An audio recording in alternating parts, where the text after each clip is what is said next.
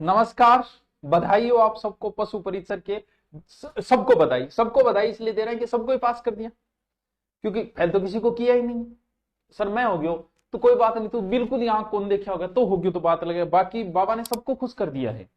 अब जब सबको ही खुश करना था तो क्यों माहौल बना रहे थे? आज रिजल्ट आ रहा है, कल आ रहा है, सीधे ही बोल देते कि सब पास है। भाई ऐसा आज तक कहीं हुआ है क्या? किसी भी पेपर में 60 गुणे पास किए गए? ऐसा नवाचार सिर्फ और सिर्फ हमारे वीरों की भूमि राजस्थान में हुआ है, जहां 63 गुणे, यानी राजस्थान पुलिस में जहां फिजिकल होता है वहां भी 15 गुना पास किए जाते। लेकिन हमारे अभी नवाचार हो रहे हैं, नए नए प्रयोग हो रहे हैं, और नए नए प्रयोग में पहला प्रयोग कि हम सबको पास कर रहे हैं, ये सबसे अच्छा प्रयोग किया हमने। और जो भी पेपर दे रहा है सब पास।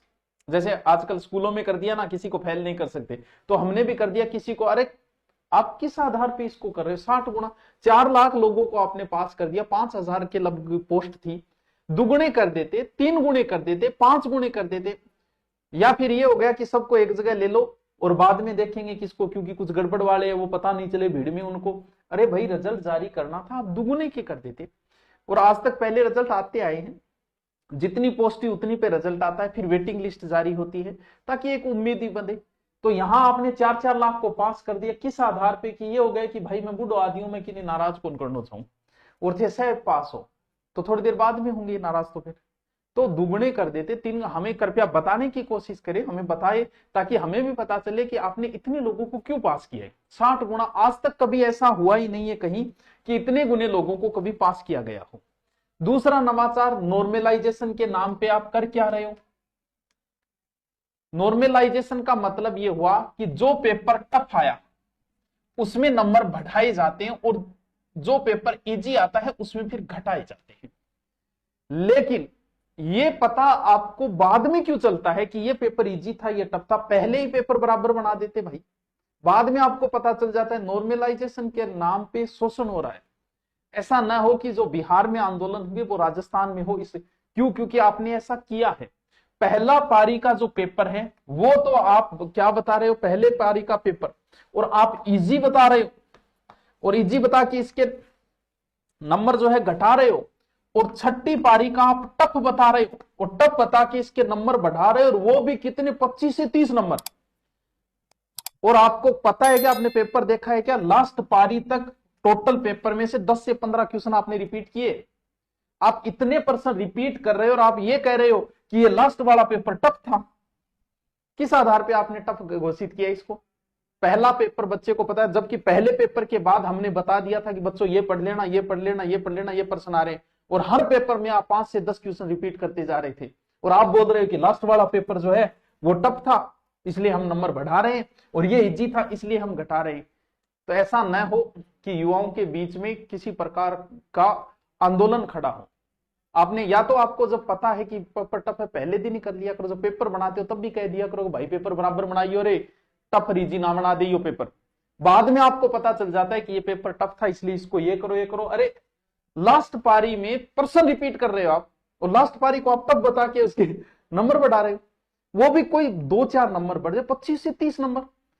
तो नॉर्मलाइजेशन के नाम पे तो एक एक्स्ट्रा बच्चों पे प्रेशर डाल के आप बच्चों को परेशान कर रहे हो नॉर्मलाइजेशन के नाम पे। तो हमें बताएं कि आपने किस आधार पे इसको टफ माना है? क्या आपके प्रश्न रिपीट नहीं हुए छठी पारी में? आपके प्रश्न रिपीट हुए हैं। आप देखिए एक बार पेपर, लास्ट में क्यों हर पेपर में आपने 5 से 10 क्वेश्चन रिपीट किए?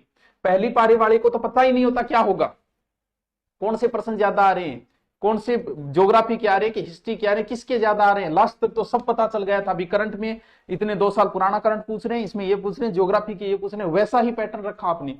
तो कैसे कह रहे हो कि आप लास्ट वाला पेपर आपका टफ था इसलिए हम 25 से 30 नंबर? तो नॉर्मलाइजेशन के नाम पे बड़ा ही गलत हो रहा है। नॉर्मलाइजेशन हो सकता है गलत नहीं होगा, लेकिन यहां जो लगाया जा रहा है वो पूर्णतः गलत लगाया जा रहा है। ये तो कोई पद्धति नहीं कि लास्ट वाला पेपर में हम इतने बढ़ा देंगे, लास्ट वाला पेपर हम टफ तो पहले ही नॉर्मल बराबर बना लिया करो। और 60-60 गुना आप पास कर रहे हो, इसका भी थोड़ा सा बताएं कि किस आधार पे आप कर रहे हो। दुगने को खुश कर दो यार, 3 गुना का खुश कर दो, 15 गुना को कर दो। इतने इतने गुणे को आप खुश कर रहे हो, फिर क्या होगा? इस भर्ती को लंबा खींचा जाएगा। फिर आप दुगुने कम करो, फिर 60 गुना का रिजल्ट अलग से निकालो 15 गुना का, फिर 15 गुना का अलग से निकालो 5 गुना का, फिर दुगुने का निकालो। क्या बात है, मजा आ जाएगा भाई साहब, पूरा का पूरा कार्यकाल निकल जाएगा ऐसा करके, सब खुश। ये ऐसा काम तो देवता लोग करते भी आप। और ये देखो, ये गलत है, इसे सुधार किया जाए। और हम चाहते हैं कि बेरोजगार अध्यक्ष जो भी आगे आ रहे हैं उनसे निवेदन है, हम आपके साथ हैं। इस तरीके से 25 से 30 नंबर, और वो भी लास्ट पहली पारी का होते तो भी देखते कि पहली पारी वालों को तो पता ही नहीं होता क्या आएगा क्या, लास्ट वालों को सब पता चल गया था कि किस से प्रश्न आ रहे हैं, करंट के कितने आ रहे हैं, करंट के कौन से आ रहे हैं, क्या ज्यादा आ रहा है क्या कम आ रहा है, और उनके आप नंबर बढ़ा रहे हो। तो वही ये गलत है।